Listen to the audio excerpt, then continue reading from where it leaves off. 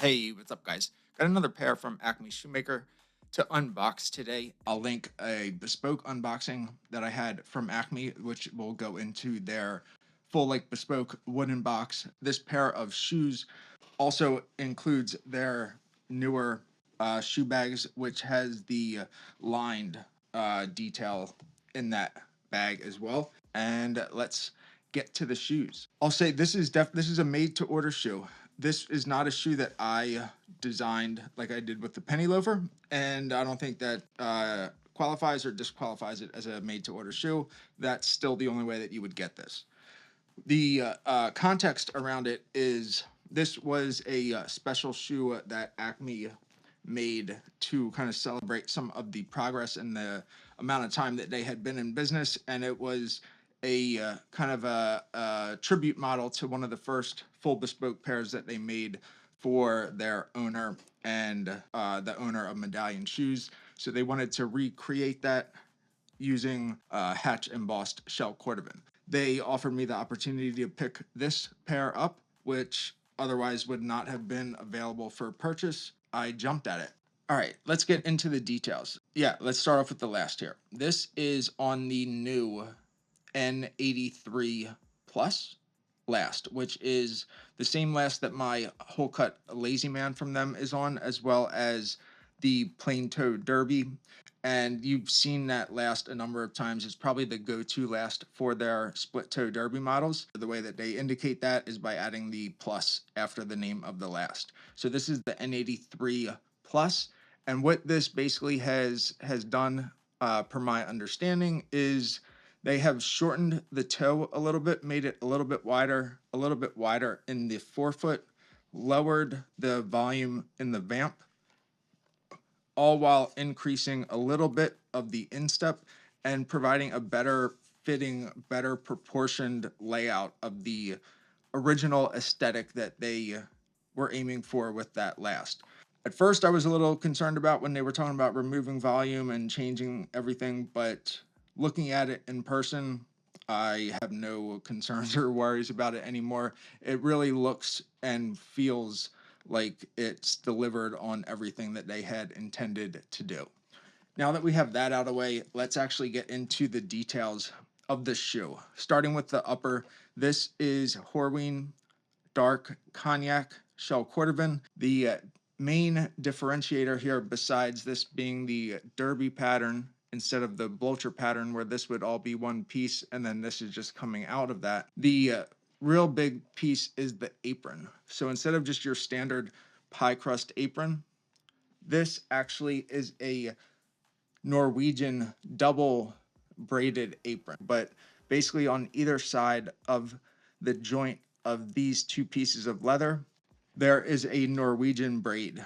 Just like the way that they would execute a Norwegian braid for the Norwegian construction, they've done that, but around the apron, one on the outside, one on the inside.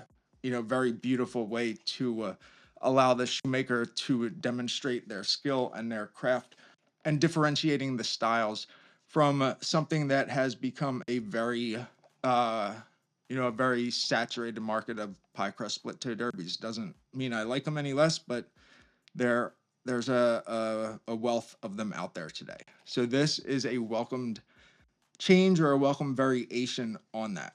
Let's call it the construction. This is a fully hand welded constructed shoe. It has a Norwegian, it's not Norwegian constructed, it's a Norwegian apron, hand welded construction.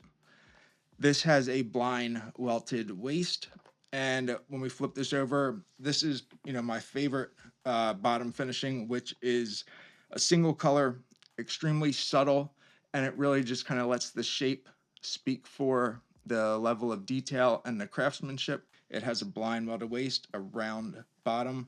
It does taper out to a thicker sole at the forefoot, and then it also has their signature branded toe plates on here, which this is the first set of toe plates that I have from Acme, which actually are their branded ones. The overall value add to the shoe is negligible, if anything, at least from my perspective.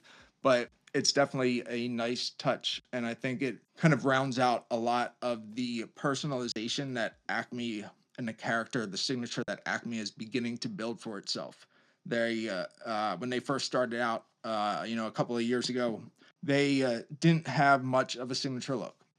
That's changed significantly. And I think part of that is the little details like the signature toe plate, this signature pattern, the purple lasted shoe trees, which actually let's take a look at those.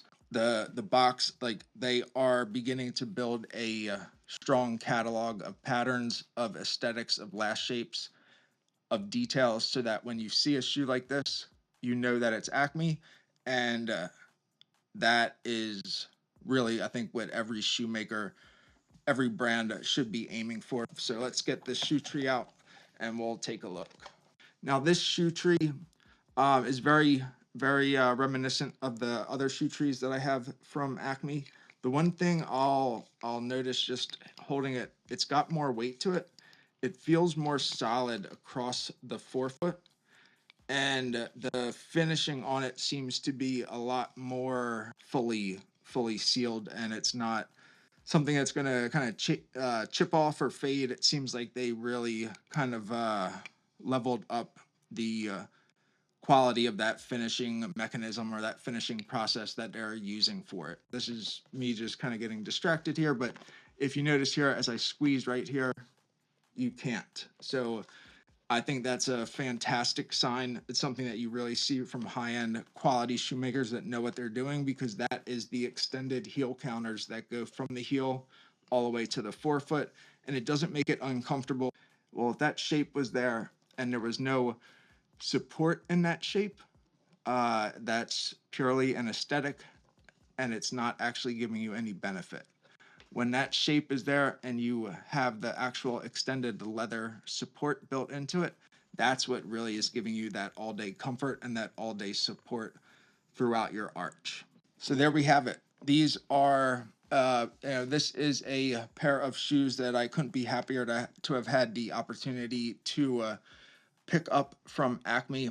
I really am actually liking them already more than what I thought I would. So very excited to wear these, break these in, and share that fit and kind of first wear experience with everyone. Let me know if you have any thoughts, questions, or if it's something that you would or wouldn't find yourself wearing. Thanks for watching. We'll see you next time.